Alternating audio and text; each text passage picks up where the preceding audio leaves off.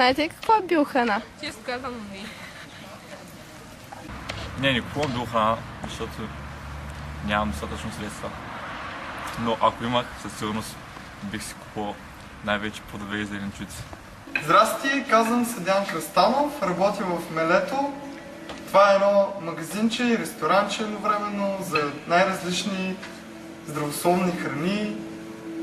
Предлагаме богата гама от биопродукти, зърна, сушени плодове, също ние си сушем и произвеждаме най-различни неща.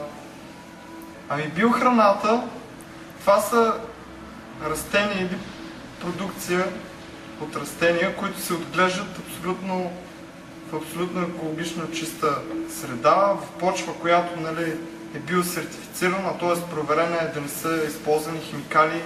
Там, не знам, мисля, че няколко години, не знам какво беше срока, не е торена с химикали самата почва, а самите растения са отглеждани също без да се торят, само с натурални торове, без никакви химии.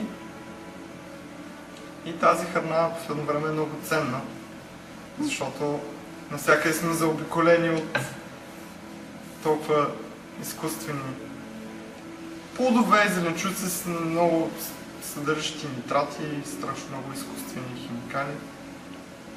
Започва да се развива, защото особено българин е свикнал да си хапва традиционното, което си е на трапезата, без да се замисля да влага някакво съзнание върху това, което прави. Биохраната е за хора, които нещо им е светнало, нещо ги е някаква частица от съзнание влезнало в тях и са започнали да стават съзнателни за храната си и да почват да използват все по-чиста храна. Мисля, че все повече производители се насочват към такова земеделие и ще започне така да има и може би и конкуренция и ще започне да пада и цената. Смятам, че все повече хора ще започнат да мислят това да ядат чиста храна. В България си има все още, има селца, има си пазари, има си бабички дядовци, да продават що годе пак натурени, но що годе чисти зеленчуци и плодове, макар че и тук вече взеха да влизат разни странни разновидности. Ама на Запад е ужас направо. Всичко е толкова изкуствено. Как няма да е ценна биохраната? Знаете ли какво представлява биохраната? По телевизията. Яли сме като деца, сега всичко е фалшиво.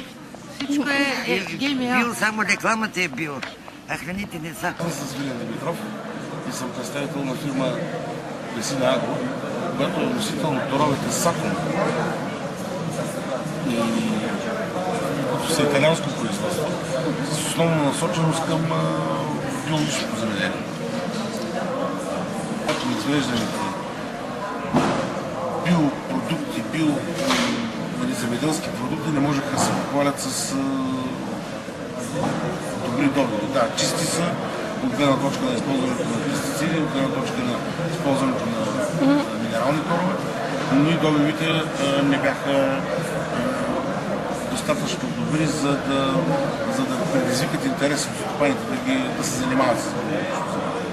Няма регламентирани и изяснени ясни позиции на държавата от гледна точка на спонсорирането на такива производства. И това, което се нарича и се води био, няма как да се провери дали е така. Значи един етикет, който или някаква щампичка, която стои на продукт, че био, на мен нищо не ми говори.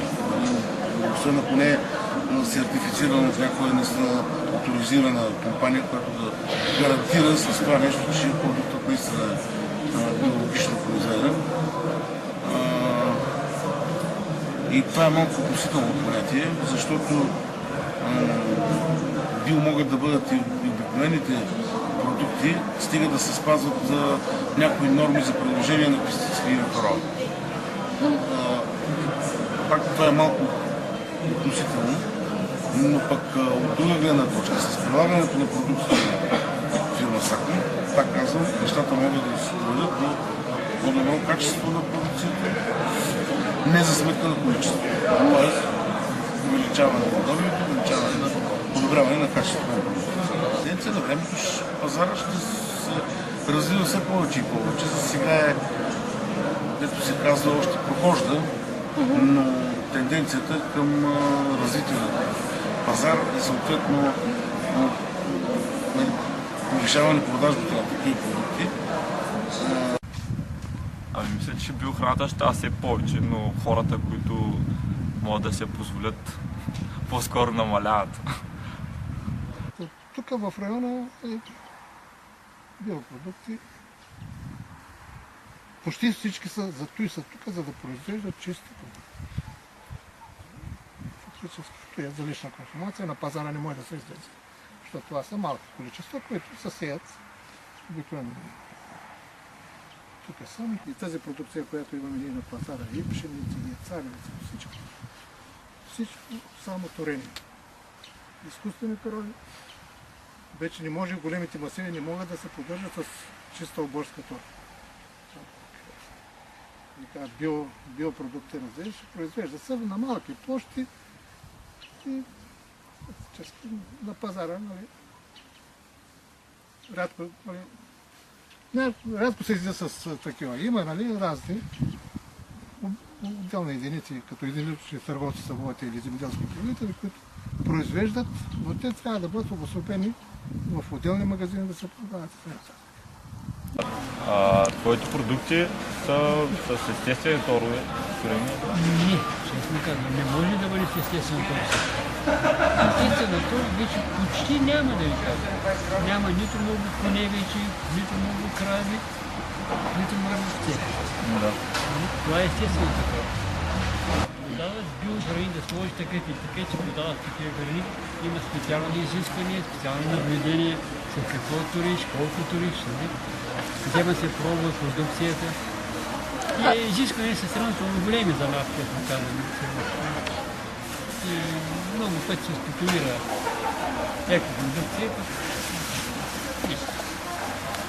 Много добре се ползват биохраните, разбира се. Полезни, ама сигурни ли са биохраните? Това нещо, което не е много ме съмнява. Аз работя в областта дирекция за земеделие, знам много добре за какво става въпрос. Съмнявам се просто, че са биохрани и за екологично чисто.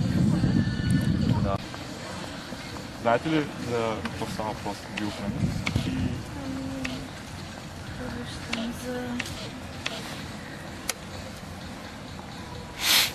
За генно модифицирането, които бяха.